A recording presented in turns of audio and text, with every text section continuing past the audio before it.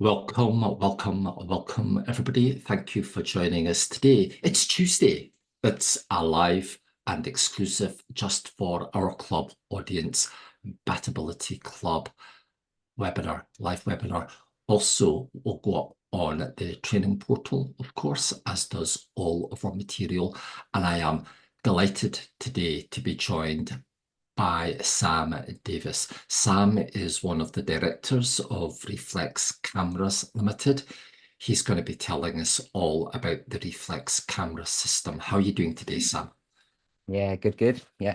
I'm actually staying over in Norfolk doing some trapping. So we're going to be out tonight, which is fun. Yeah. Oh, brilliant. Okay, sounds good. As in bat trapping, I assume, not bird trap. Yeah, yeah. Okay. So what are you hoping for? Uh, Barbastels, well, big it's bats, not a great myotas? fight, so maybe some pips. Okay, okay. But We'll see. Pip, yeah, pips are cool. Pips can be quite challenging at times, you know. Yeah, Um, yeah, the ID can be good. yeah, they can be quite challenging. Yeah. So you woke up this morning. Did you think, yes, I get to do this webinar? Or did you think, why the blazes did I ever agree to do this? No, I'm quite excited to show off some of the videos. Yeah. No, I'm looking forward to it. Yeah. Okay, well, I'm going to stop the share now. And if you then share your screen, and while Sam is doing that, I'm just going to remind our listeners, if you're watching this live, folks, please bear in mind you can use the chat or the Q&A to ask questions at any point. If you use the chat, you will remain incognito. Neither myself or Sam will use your full name or your organization's name out loud during the recording. If you use the Q&A, some people might be able to see your name or your organization's name, but please use either chat or Q&A for observations, feedback, challenges, questions, just being nice, anything. Okay, stick it up on chat. That would be lovely. I am going to shut up now. I'm going to turn off my microphone. I'm going to hand the wheel, so to speak, over to Sam. If there's anything up on chat, I will try and keep stuff to the end and we'll just go from there. So over to yourself, Sam. Thanks very much. Cheers. Nice. Yeah, so I'm going to talk about reflex cameras, which are a camera I've designed for recording bats coming out of tree roosts and trying to find tree roosts really. So this just in the background is a picture of a Beckstein's, and you can make out the ears on the bat.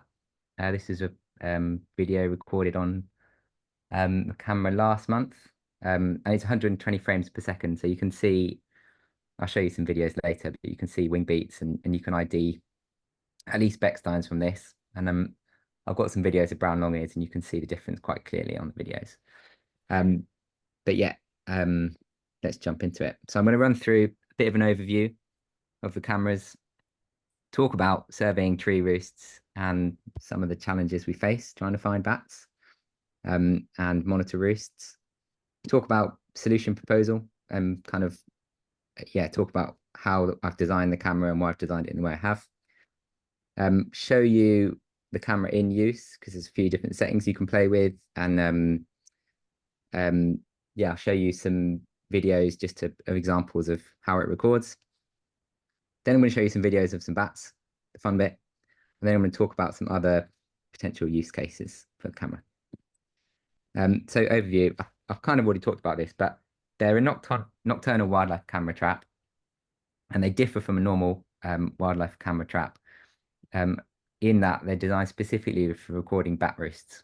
They can detect really fast motion events, so they still trigger as a normal wildlife camera trap does, but the trigger is done in a totally different way. So it's looking for the differences between pixels in frames, which means you can do all sorts of different algorithms to detect motion. It doesn't have to be dependent on passive infrared, which is how normal camera traps work, which are essentially looking for a change in heat. But yeah, we're just looking for a change in pixels. So that gives it quite a bit of flexibility in detecting motion. Yeah, and I've got videos of bats emerging from as well as re-entering tree roosts. So yeah, surveying tree roosts, some of the challenges. And I think I was climbing trees kind of for an entire summer, maybe a couple of summers, 7 or 8 years ago. And Henry Andrews was talking a lot about the probability of finding bats when you were doing tree surveys at the time. And that's kind of where the spark came for this idea. So yeah, some of the challenges. Bats emerge from roosts at lightning speeds. They're super fast when they come out, and it could be really hard on traditional cameras to capture the bats emerging. And they do also re-enter trees pretty quickly, depending on the species. Traditional inspections can be invasive around bat roosts. If you're climbing up a tree, you're shaking it, then you're looking in there with an endoscope. There's the bats do move around when you do that. Traditional inspection and climbing surveys only capture a snapshot of presence, and I'll run into that in a bit more detail. But essentially, you're capturing just one point in time. Is there a bat in the roost or is there not? And tree roosting bats use numerous roosts in the woodland through time. So there's a paper from 2011, Dietz and Peer, I think that's how you pronounce it, out in Germany. And they say that Bechstein's bats use 50 plus roosts in a woodland. I think they say 35 to 40 each summer, but there's kind of a complex of 50 roosts through time.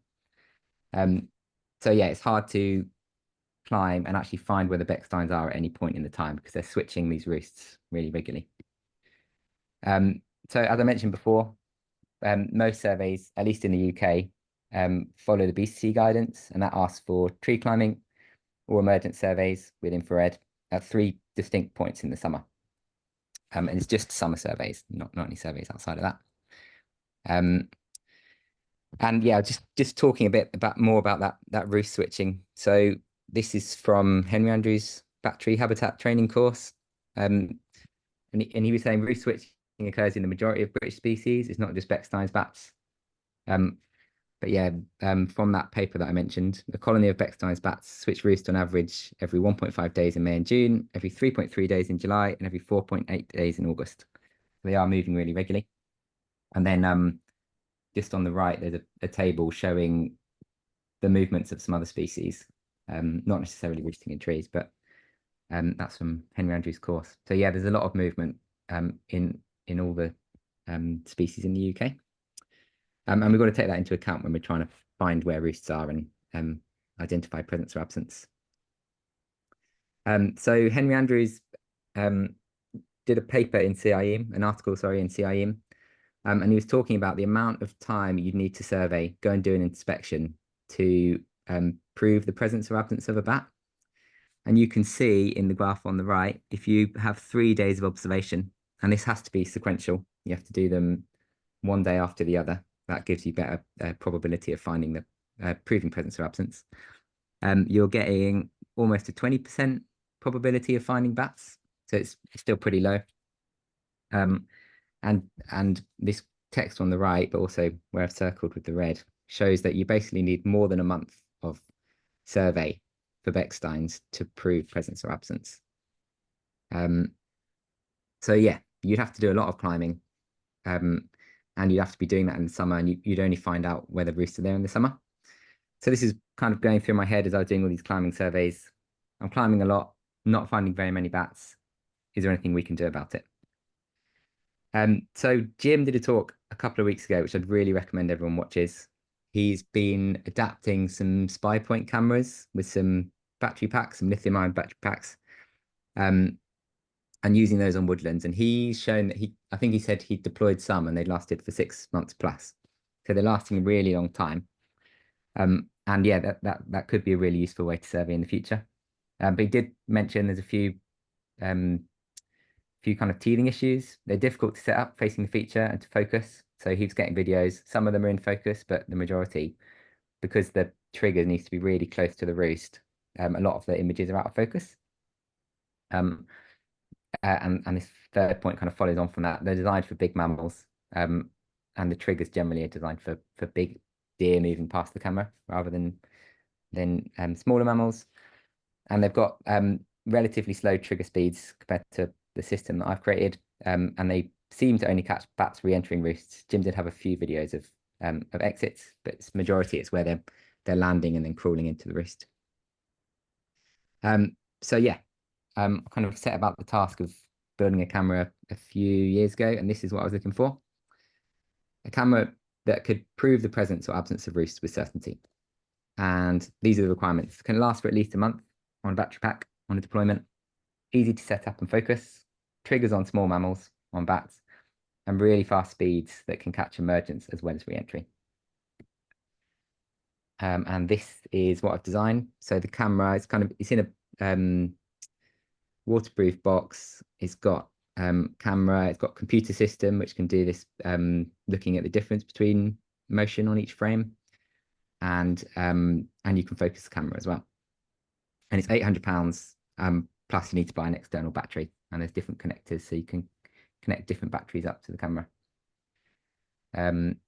And this is just the camera on a boom arm, so similar to what Jim's been using. You place a plate on the tree. It's a photo boom arm, and then you can move your camera rig around, try to face the feature, keep it out of the way of bats emerging, but also try and get a good focus on the feature. So yeah, just some of the key features of the camera. So ultra fast detection. So probably best if I explain this through an analogy. What I've been thinking recently, so the camera saves a few seconds of images before a movement occurs. So when it detects a movement, it can then capture the 2 seconds before that to make sure that it's catching the bat emerging.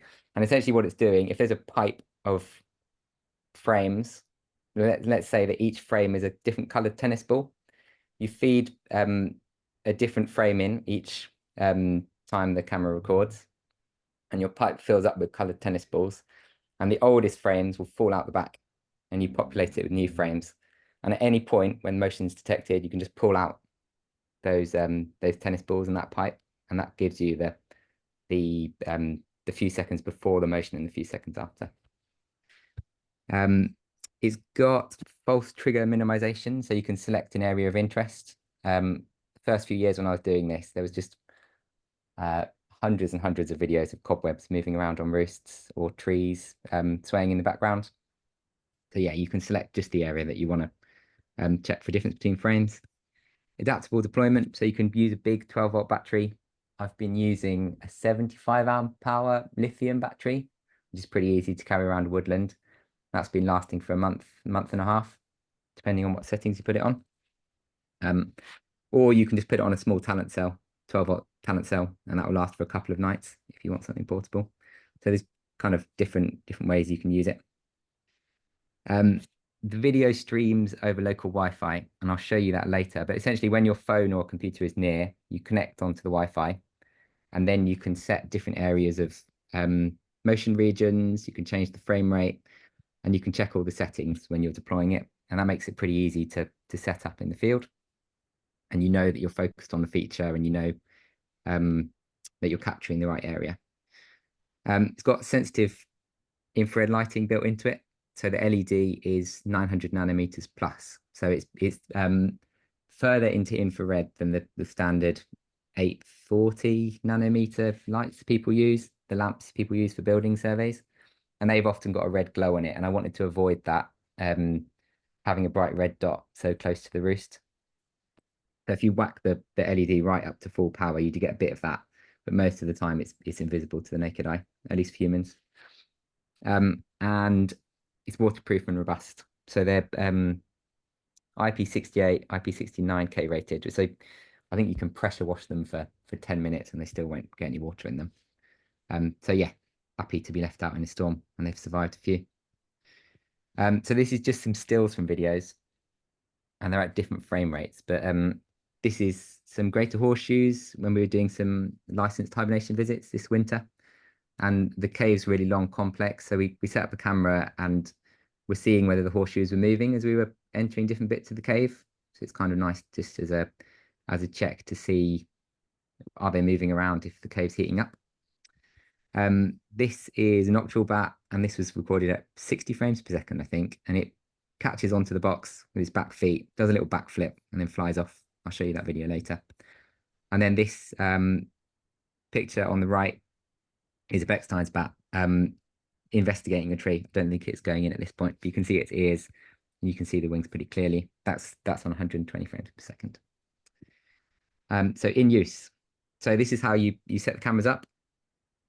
you can set it up on the boom arm that I was talking about earlier, but this is just two cameras. One's on a tripod and bungee corded to a tree. One's on a gorilla pod and then just bungee corded on for some stability. Both facing the feature, which is underneath the kind of orange little peg, the tag on the tree. And then I've just set the battery up under a camo net to the left of those features. So usually if you're setting it up at height in the tree, you can still leave the batteries on the ground and you can swap the batteries in to restart if the battery's dead, and it'll just start carry on recording. And yeah, you want to set the cameras up about 1 to 5 meters away from the feature so that you're getting good lighting, unless you bring in external lighting and you use floodlights or something, which you can do, but kind of is separate from the camera. So yeah, just when you're in the field, waterproof the battery so it's not getting wet and shorting, connect up the camera, and everything will start automatically. There's no buttons or anything you need to click. And then you just connect to the Wi-Fi on your phone. So yeah, this is the settings page once you're connected on your Wi-Fi. And I've added a little video just to show to demonstrate the motion detection, I guess.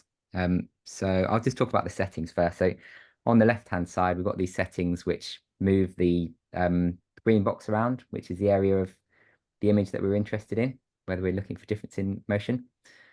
And you can set up lots of different boxes. You don't have to just use one.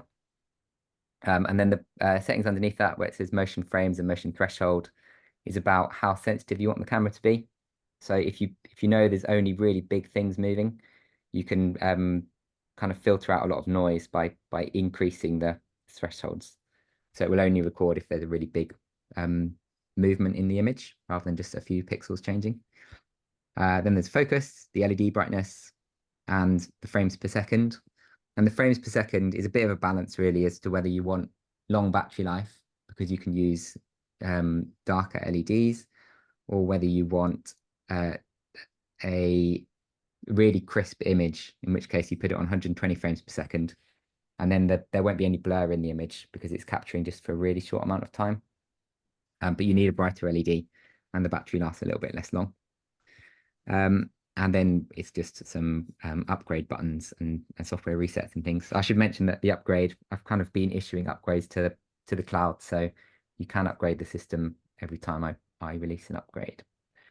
Yeah, so I'll just show you the video. Hope this is playing. So this is a knife. I'm moving around the edge of these water balloons, and it's not triggering at the moment because all the movement is outside of the green box.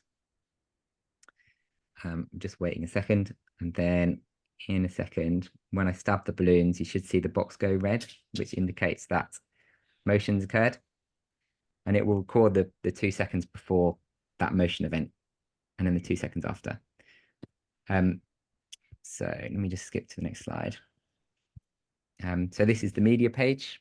So once you've recorded something, it records JPEGs, which are the area of the image when the motion changed the most. So you can scan through and see if there's bats.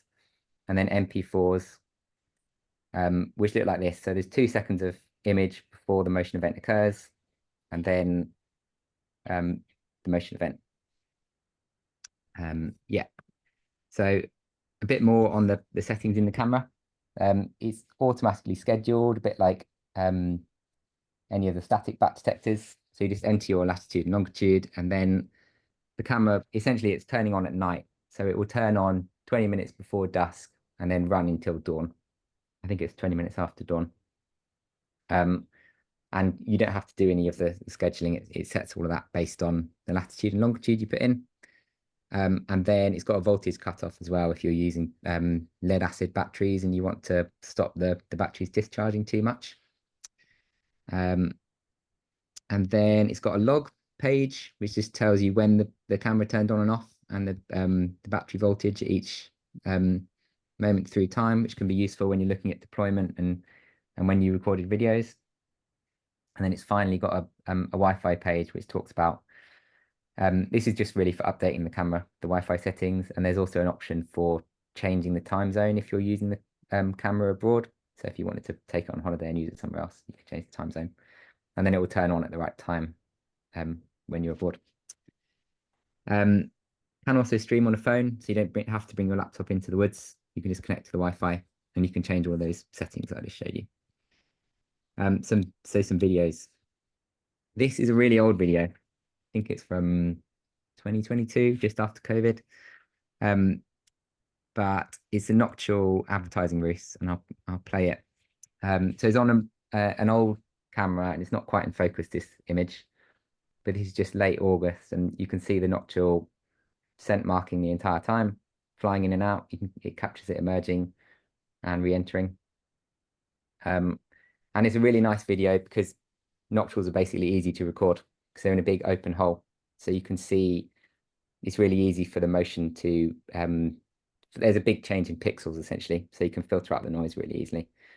And this runs, until September. And frustratingly on this image, this bat was working hard for 2-3 weeks, and a squirrel chewed the cable on the camera, which I've now changed so they can't get through them. And there was 2 bats when I came and collected the camera the day after it being chewed. So I was annoyed because I didn't get the male being successful, but he was in the end. You can see how much work they put in at this point. And there's quite this video is upside down, so it is a bit confusing. But yeah, it's just kind of a nice example of how much work a nocturnal puts in.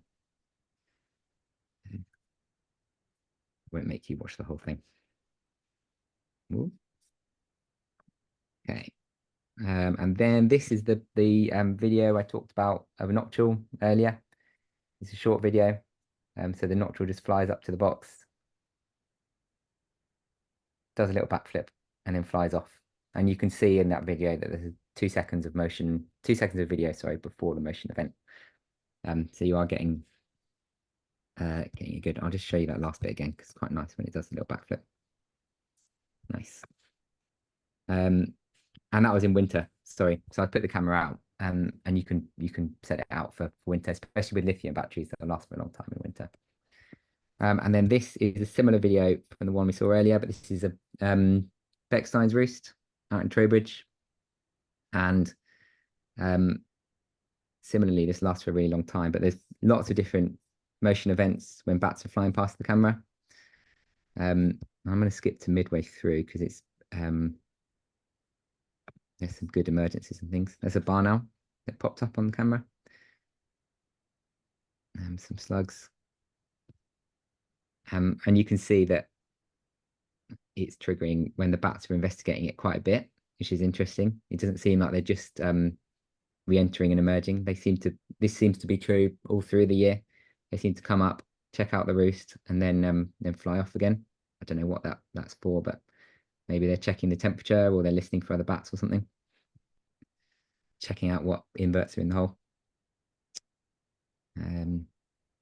That's the bat going in. And then that's a minute later, the bat flying out. And on quite a few of these, you can see the Beckstein's ears pretty clearly. I've got a video from the same hole with some brown long-eared, and you can see there is. So it's quite nice that you can ID from this. And yeah, I'll just skip to the next slide. So this is the same route, and I just slowed down that re-entry and emergence, so you can see the images pretty clearly.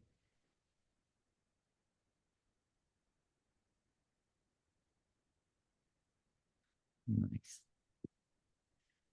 So use cases. So I think there's quite a few different uses you could use them for. Recording tree roosts, I've said before. Counting bats in roosts could be used for. All of the videos are timestamped, so you could look at when bats are emerging out through the night as well. Woodland surveys, I think there's an argument because woodland surveys at the moment seem really inefficient, that you could leave the camera up on maybe a proportion of the trees in a wood. And I'm sure you could do some maths to work this out. But I think if you put cameras up on a quarter of the wood, at some point those maternity roosts are going to move into that section of the woodland, or you could even randomize it through the woodland.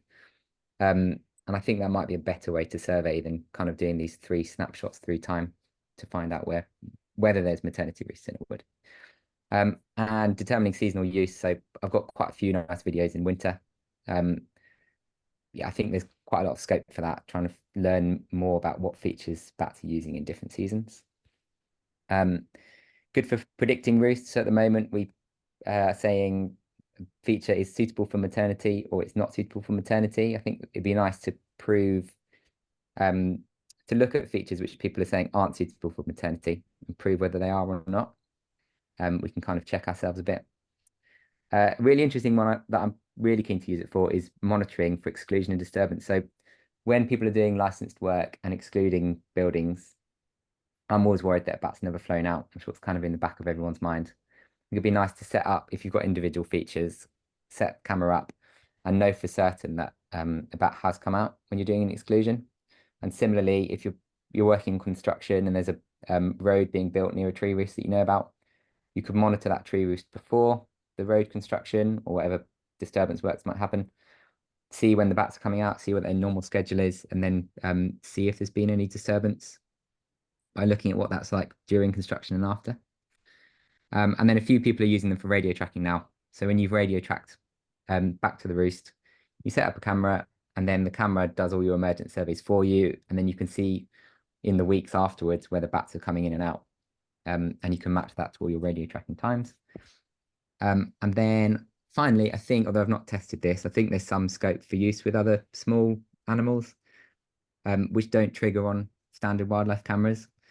So I'm wondering maybe there's possibility to use it with dormice or I don't know, small amphibians or birds potentially. I know some people in Bristol that are doing bird surveys and they find it difficult to monitor nests with volunteers. So yeah, I think there's some use with other animals because it's a pretty flexible system. Last week, I just went and put it out on the inside of a church to see whether bats were coming in through a particular tile in the church. So it's not just trees and woodland that it's useful for. There could be like individual features on buildings and things that could work for. So yeah, just a shot of the bar now. And then any questions? Wow. Wow. Okay. I'll first of all say this to you, Sam, right? You said your presentation was going to last 25 minutes and I doubted you, yeah. But Overcooked it. you're pretty much, yeah, I mean, you're just under the 30 minutes. So well done. Congratulations. That's absolutely brilliant. Okay. Goodness, yeah, I've got lots of questions. Anybody listening live, please also feel free to add things to chat or Q&A. I've got a whole load of things I'm going to ask you about, though, Sam. A couple of things you've just covered there at the end. Yeah. What I was thinking about whilst you were talking, I first of all was thinking, why just tree roosts and why just bats? Now, you've kind of then at the very end there, you've suggested that there is no reason why it needs to be just tree roosts. You could physically set this up on any potential roost feature. Is that correct? Yeah. Is that what you're feeling? Yeah. Yeah. Yeah, I think smaller features, absolutely definite. I've tried it on a few emergent surveys as well on buildings, like sat next to other infrared kit. And if the lighting's good enough, it can capture like a small face of a building. You get rid of the noise enough that it's still detecting motion of bats coming out. But I've not tested it on like big buildings or anything like that. I think it's probably Okay, I see. So the challenge is normally for a camera on a building, the camera would be far enough back in order to get a reasonable amount of the structure in the field of view. That would therefore mean additional lighting and stuff, usually. yeah. And this isn't really built for that kind of wide field of view Yeah, process. Is it that kind of does. what you're thinking? Or Well, no, it does have a wide field of view, so it could capture like the face of a building. okay, And you could set up a floodlight, which again, like is turning on at night. You just connect it into the same battery, so it's possible. The issue is that if the image isn't bright enough, if you haven't got bright enough LEDs, you get a lot of noise in the image, and then the motion might be triggering on the noise. So right. you need your external lighting to be really good to Yeah. reduce any noise in the image. So you can, as long as you've got enough light, basically. Okay. You Okay. don't know. Right. So the white just bats, you've kind of touched upon that. Now, I seem to, no, you mentioned during the presentation that most traditional trail camera systems, if not all of them, rely on a change of heat for the camera to then trigger. Yeah. Yeah, So that then becomes an issue with certain animal types. Okay. You know, yeah, amphibians for argument's sake. Yeah. yeah. Could this be used for amphibian type work? Bearing in mind that it's not relying on change in heat, it's relying upon basically pixel changes. Yeah. Does that work? Can you see that being a use for it in some shape or So form? as long as the animal isn't moving so slowly that there's not a significant change in pixels. But I think it would still work. Like when you're testing it, because you can stream it to your phone, if you move your hand slowly into the image, there's a speed at which it still won't detect motion. But then Yeah. as you come above that speed, it starts detecting motion pretty reliably. So it's just about whether the amphibian's going to move fast enough. Okay. Yeah. Taking things back a bit, okay. You've designed and built this yourself, is that right? Yeah. Yeah. Yeah. Right. Where does where does the knowledge and your background and your interests beyond, I would imagine, ecology come from that gives you the technical ability to do all of this? You know, what's very briefly, what's your backstory here? Because Yeah. this doesn't sound like the kind of thing that just a normal ecologist can go home tonight and think, I know what I'm going to do. I'm going to build this. Yeah. Yeah. There Yeah. must be more to you than what meets the Um, eye. Yeah. yeah, I mean, it has been a long process. I think it has been 8 years. So it is all kind of self-taught, but it has Okay. been, yeah, there's been a lot of things I've had to learn on the way. So learning how to code, I had some support on that, and then prototyping PCBs and learning how to 3D print. But it is all things that you can self-teach. So it's just been a long process and lot of time invested, I guess. Yeah, but a lot of resilience and a lot of commitment and a lot of trial and error, I would imagine. Yeah, yeah. A lot of trial and error. Yeah. Yeah, yeah. I'm going to go to the chat because people have put some stuff up on chat. So I want to make sure that I cover their questions before I get into more of my questions. Right, so Josh is asking, how do you connect the battery and would you put the battery on the ground with a long power cable? I think you kind of suggested that is what you would do, but how does the battery connect? And would you normally put the battery on the ground? Is that necessary? Can the Yeah. battery be aerially placed, I suppose, as well? Yeah, Yeah. Yeah. Yeah. I think the consideration is whether you think there's going to be anyone nicking the batteries on the floor. So yeah, you can put them into the sky, but you'd have to make sure you rig them up properly. Um, but yeah, most of the time I just leave it on the floor and put camo netting over the top, and it means okay, you can just switch the batteries out when they run out of charge. okay, Um, for the connections, there's a connection for talent cell batteries that I do, which is just like the 9 volt, 12 volt jack, sorry, the barrel jacks. And then there's one for like posts on different batteries. So yeah, there's two different connectors you can use. And then all the cables, they're supplied are 4 meters long and you can attach them in a row. So you could go to 12 meters height if you bought three 4 meter cables and you just sort of connect them all together. But if someone's buying the camera system off you, it doesn't come with the battery, but it comes with the cable, Yeah, the yeah, yeah. battery attachments, all of that comes as part of the standard kit that's shipped out. Is that correct? Yeah. Yeah, yeah, yeah. I put Okay. in one connector, so you choose basically whether you want the Okay. the big battery or the talent cell one, and you can buy it. Yeah, Okay, Papala saying this is a rapidly developing field, tricky for consultants to know where best to invest their equipment budget. Absolutely, absolutely.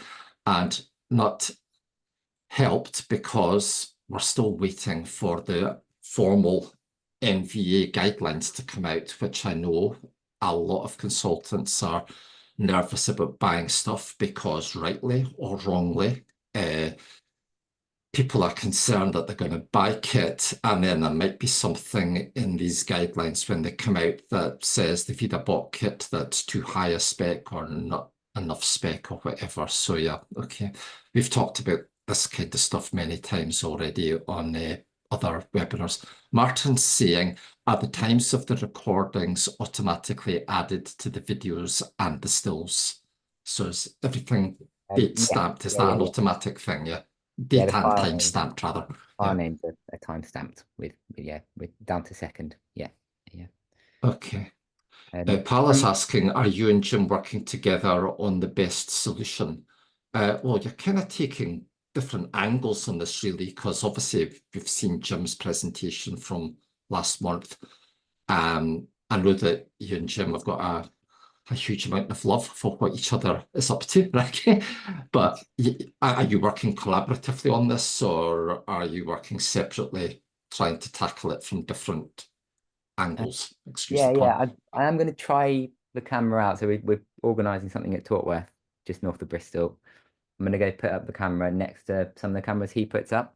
But I think there is scope for, I mean, Jim suggested last week, and I don't know if this is how it'll play out, but setting up the cheaper cameras for long term, and then honing down on particular trees with the camera where you know you're capturing everything later on. So there might be scope for that. It might even depend on the type of trees you're looking at or the woodland and kind of choosing the right equipment for the right job. Yeah, yeah, absolutely. I think so. Yeah, More options are better. I think yeah. kind of increases the scope. Okay. Josh is asking, what would you recommend for waterproofing the battery? Yeah, so you've got this battery, let's just say it's a 12-volt battery or a car battery, something like that. It's on the ground. It's covered with camo netting. I'm thinking two things here. I'm thinking waterproofing. I'm thinking, is there potential for fire hazard here? Stuff like this. Any thoughts on those things? Yeah. Yeah. So I've been putting the big batteries I've got in a motorbike holdall, which are really waterproof, and I've been using them for, I think I've used the same one for like 6 years now, and it's never got a drop of water in when I open it up. Okay. And in terms of fire risk, I guess that's down to the battery manufacturer. That's kind of why I've left it as um like the battery is like a separate thing. You buy the battery because Okay.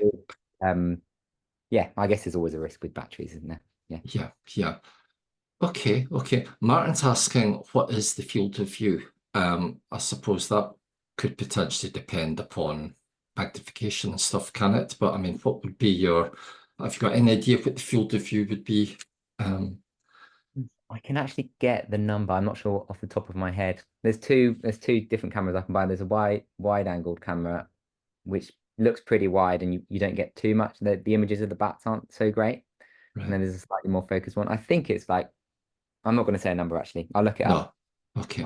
Is it on your website? Is there I'll specs on the website? Can you remember? add that in. Yeah, yeah, I can add that on. Yeah. Okay, okay. Nadi's saying, fabulous technology. You mentioned that it connects with Wi-Fi. What do you do when you do not have the data? For example, a remote area with no service. Can you use Bluetooth to connect? Okay, so I think what the question there is, you're connecting it on site with Wi-Fi in order to set it up. What happens if you don't have Wi-Fi? Is there a way of doing it manually? Is there a different way of doing it? Is there a way of doing it in the office before you deploy it? Any Yeah. thoughts on that? Yeah. So it's local Wi-Fi. So it's actually it's creating a hotspot in the woods and it doesn't need internet. That's one of the first mistakes I made was adding in oh sorry, I'm just getting presentation. That's right. Um yeah, adding the requirement for internet. So it doesn't need internet at all. It creates a hotspot and you connect on your phone and then you access like a local web page and it streams everything onto that. So yeah, there's no need for internet. Okay. Are you okay for time still, Sam? Yeah, yeah, yeah, it's fine. Yeah, I'm just in a hotel, so Okay. Oh no, that's all right. Okay. Uh, okay. I've got some. No. Okay. No. There's something else in Q&A. I just wanted to mention one thing on Yeah. Go for Paula's it. comment actually, just about the price of the cameras because I think there is um climbing surveys. I think cost more than £800 to climb in Yeah. terms of buying equipment. So I think there's an argument that you could just sub out one climbing survey and stick up some cameras, be that gyms or Yeah. these.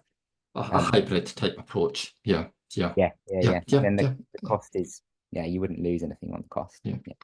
Yeah. Hal's saying, hi, Hal. If you're the Hal that I think you are, okay, just being a little bit careful. If you're not the Hal who I think you are, then hi, the other Hal. Okay, but anyway, Hal, if using in a building is the scope to connect straight to the mains power instead of a battery, any thoughts of that mains power use? Yeah. So one of the connectors is a DC barrel jack. So you can just buy a plug, which you can plug that into, and then that will power everything. Yeah. Yeah. But Paula's saying the NVA guidelines are likely to have quite a wide scope by the time they appear. It's the first time I'm hearing this, but I'm not on the inside track on this. Uh, and she's saying she's guessing probably still many months away for the NVA guidelines. But okay, well, that's great. If they've got a wide scope, that's great. It would just be really lovely if somebody could officially make some sort of announcement. And this is not me talking, right? I have got lots and lots of people in consultancies, especially smaller consultancies, have got a big concern about the equipment that they've bought this year or thought about buying, etc., etc. So it's a very real thing that's happening, that's out there, that people are raising all of the time, I'm finding. So it's good. It's good if they're going to have a wide scope, but you know, what is a wide scope? It depends. I notice with your system, you're up to 120 frames per second. Yeah. Yeah. Uh, Yeah. Is that pretty much as good as it can get based on today's technology without spending crazy money? I mean, I know I've got a Canon system that goes up to, I think my system goes up to 60 frames per second. I think something like the Night Fox Whisker or whatever it does, is it something like 30, 35 frames per second, or whatever the figure is. This is substantially better. Yeah. Yeah. I think you can get computers that do faster than that. I think you can get, it depends on the sensor that will output 240, but I think it's pretty unstandard. Like you'd have to be Yeah. tinkering with some odd stuff to be doing that. Yeah. Yeah. And the Have you built, 120 yeah, seconds yeah. seems pretty decent in terms of, yeah. Okay. Um, Okay. Right. What's the manufacturing timeline on this? Do you are these factory built, or are you sitting at home in a kitchen with a screwdriver putting it all together? I'm trying to imagine what is so if you suddenly got an order, okay, tomorrow for 50 units, for argument's sake, are you kind of good to go, or is there a time lag between an order being placed and delivery? Let's talk a bit about that, please. yeah. Yeah. So at the moment, I've been doing small batches to kind of build up because you need I've not got a loan or anything for equipment costs. So I've got 4 in the cupboard that are ready to go. And then I've got 10 that are going to be finished mid-August, right, maybe early August. Um and and then yeah, if there was a big order that came in, I think it would take me a couple of months. I was screwdrivering and drilling and doing everything myself, but it's pretty unfeasible. We just had a baby, so got other things on the plate. So yeah, I've got a few different people manufacturing stuff, and they send it all in, and then I kind of done the final piece together at the Yeah. end. Okay. So I suppose at this stage in the game then, the key for somebody wanting to use this is to place orders in well in advance of when they anticipate they're wanting to use it. Is that a Yeah, fair way yeah, I to think describe that at the moment? Yeah. I was kind of smiling. Paula's come back and she's saying, by the way, I know nothing other than how long it takes to get agreement for such guidelines.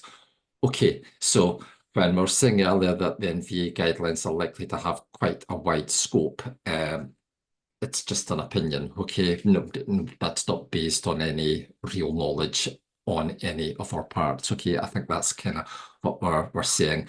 But thanks for that, Paula. That's really appreciated. Right, I've got a couple more questions here, right? You've put the camera out. Okay, let's just say it's been out there for a few nights or a few weeks. You come back, you collect the camera.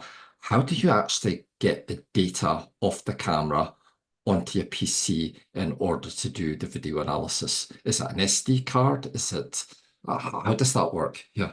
Yeah. So it's all again over that local Wi-Fi network.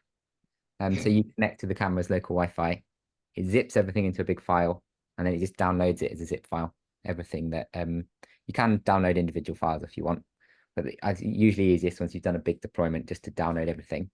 And then because it's time stamped, I think on Windows you can do this as well, but you can just go through all of those JPEGs, which are the when there's most motion in the image, and you can scroll through those and look for bats. And I think most of the time that seems like a reasonable way to do it. You might miss a couple, and then if you see an emergence, you could go back a few JPEGs and see if you can find re-entry or maybe watch the whole video. But you basically download a big block of all the media, and then you can just flick through the JPEGs to find things, which is quite nice. It's a lot quicker. I used to watch all of the videos, and it used to take me hours and hours. But yeah, it's quite nice now. You've got kind of a screenshot of the area of most motion. Okay. So you're using just a normal PC or a laptop to do this. Yeah.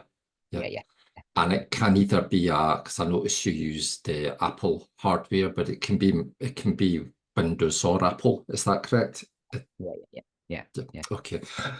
What software do you use for watching the video analysis? I'm assuming you haven't developed equipment-specific software here. I'm assuming you're using some other software package to view the videos. Is that correct? Yeah, Or just VLC. Yeah, the traffic cone.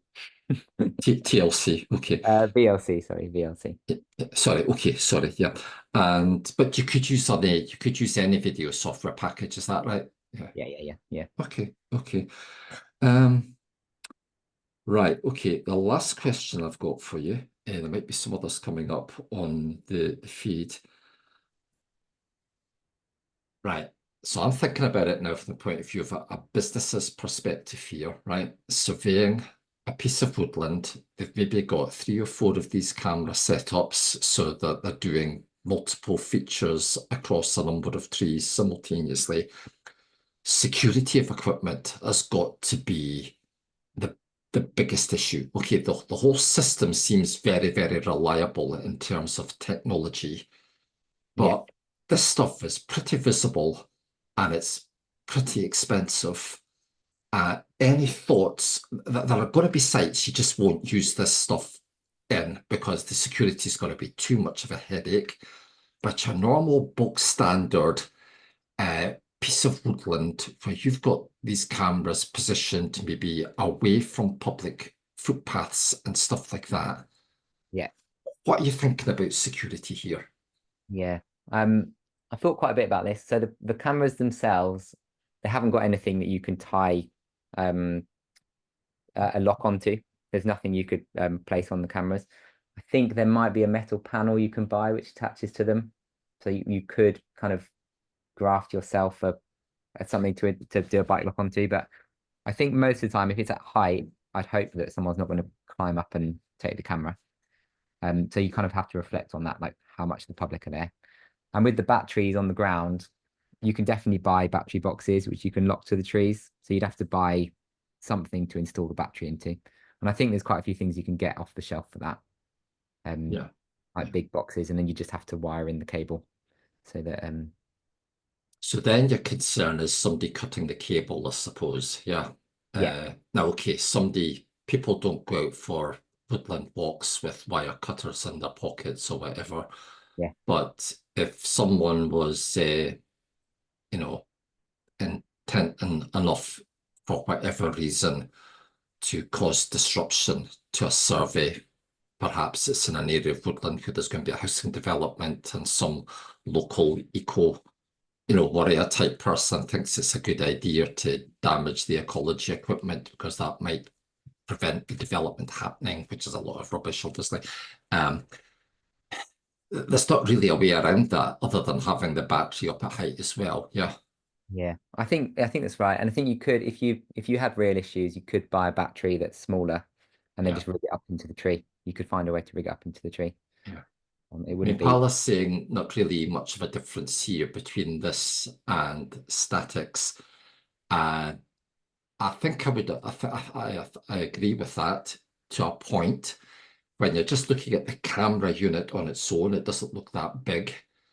Uh, but when you're adding, if you are adding long cable, battery on the ground, a tripod system, or some sort of tree hugging tripod that attaches the camera around the trunk of the tree, um, ignoring the camera itself, there is quite a lot of supplementary stuff there that might draw someone's attention to the fact that something's there that wouldn't be the case with the static. So I'm kind of seeing it from different angles here. I can see in some respects, different to static.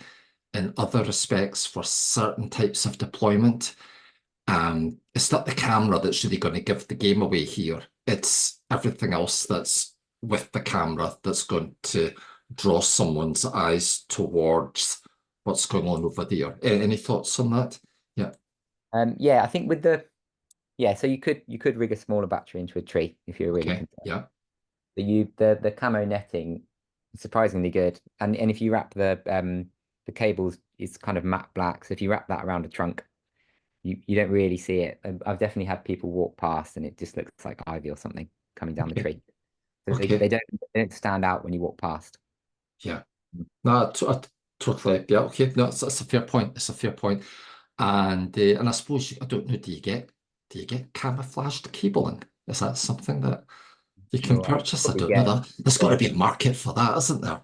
Cabling that comes in camouflage. I wonder Yeah, if you can buy sheathing. You can buy cable sheathing, can't you? You might be able to use yeah, something. yeah. Right, Josh is asking, is there a way to sync a bat detector with the camera so you can match bat calls with video footage? Um, yeah, myself and Jim talked about this a bit as well, didn't we?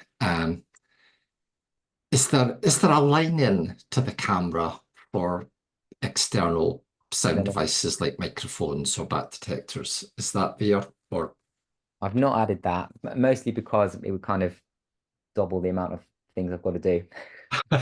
yeah, fair I point. do think that the detectors are so good now and they're timestamped, similarly timestamped, that it wouldn't be hard to match. You might not get it super accurate, but if a bat's shouting, I think you could sync it up. So I Yeah, think it almost, for me, it makes sense to keep them separate because there's people that have really developed that and got them really robust. So yeah. Okay.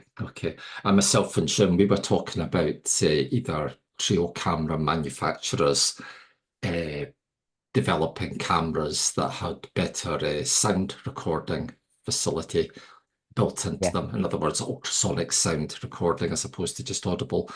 And we then also talked about bat detector manufacturers maybe going down the road of developing bat detectors that are able to record video. And I can't remember where that conversation went. It was just myself and Jim. I think you came in on that conversation at some point as well, from memory. We're just kind of thinking what might happen in the future. Okay, that is absolutely brilliant. Folks, a lot of questions there, a lot of participation. We are really, really appreciative of all of that and all the points that everybody's raised. We're probably going to draw things to a close pretty soon. But if anybody's got any last questions or any feedback or any thoughts, please stick it up on chat now, okay? I'll probably stop the recording before we get to those, but myself and Sam will hang on for a little bit after the recording stopped in order to make sure that we've tackled anything that might appear over the next minute or so. Sam, have you enjoyed yourself? Has it been okay? Yeah. you good? Yeah, better than I thought. Right. Well, thank you. It's been great meeting you. Okay, it's the first time that we've met properly, so that's been really nice. And yeah, I deliberately didn't do much research at all on this before the webinar because I kind of thought I kind of want to see it like everybody else is seeing it without knowing too much. And yeah, I loved the way that you explained some of the stuff that was going on in the system.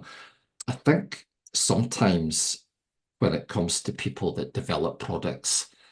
They get very, very bogged down when they're explaining how their product works in technical speak, which is something that 99.9% of the customers either aren't interested in or would not understand. And a really good example of how you managed to take something that was very technical and explain it in a way that I think most people would understand was just that example of the tennis balls going through the pipeline and stuff like that.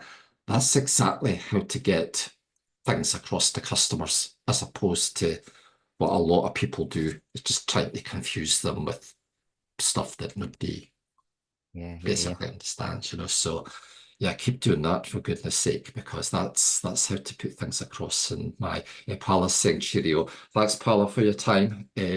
Paula, good to see you here. Thank you. So thanks for that. So I'm just going to close things off. We'll end the recording. There's a couple of things on chat which myself and Sam will tackle after I've ended the recording. So just to say thank you, first of all, Sam Davis, for today's presentation. That has been an exclusive just for our club audience, Be Our Guest session. Hope you've enjoyed it. If you've watched this live and you've participated, asked questions, etc., thank you very, very much for that. If you're watching this later as a recorded version, thank you very, very much for watching this later as a recorded version. Massive, massive thank you, Sam. If you just say goodbye to our audience, I will then stop the recording. Goodbye.